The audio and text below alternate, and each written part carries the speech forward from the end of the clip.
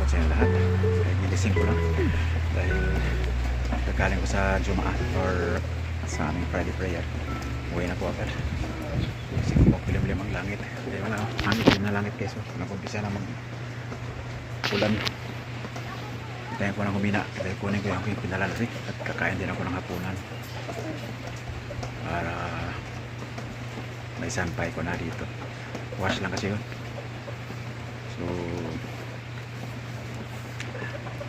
kaya ko sa inyo guys yung aking bagong iPhone XR, bagong cover. Yan o, cover lang pinalitan kasi bumili ako ng magnetic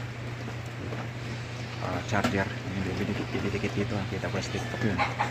Kaya nabili ko doon sa Unitap. Ganda diba? Parang bago. Ang luma ito, iPhone XR, bigay ng anak ko. So yan ako. Tagal ito eh. Ang ganda ng camera ito. Ito yung ginagamit ko vlog guys.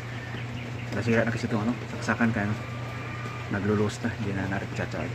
Kaya ang ginawa ko, naghanap ako kanina ng charger. Yung dinidikit lang. So nakabili na ako guys. Ito ang isang kailangan bilhin din. Dapat hindi na to kasama kasi pwede naman idikit lang eh. Kaso lang pa magasgas yung unit pag dikit lang.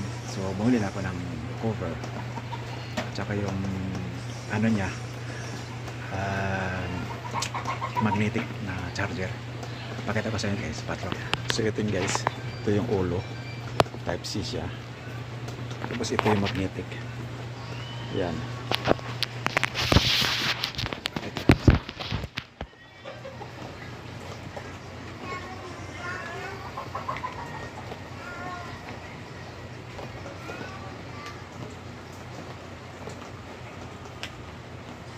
Kaya na guys, oh.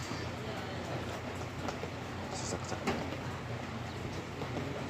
Pwede namang wala itong cover. Gusto lang baga magasgas yung unit.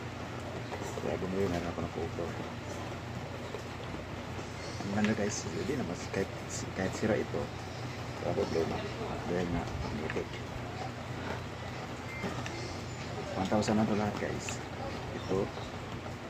Itong adapter, kasama itong cover. So nakaka-discount na po. Sa iba natin pwede ito may isang libo. So pwede na diba? Wala pa rin yung pang bili ng iPhone. Importante, nandyan yan si Big Dad. So medyo humina na yung ulan guys. So kaya na ako pinalunri. Sombrero lang ako. Kasi kakain muna ako ng hapunan.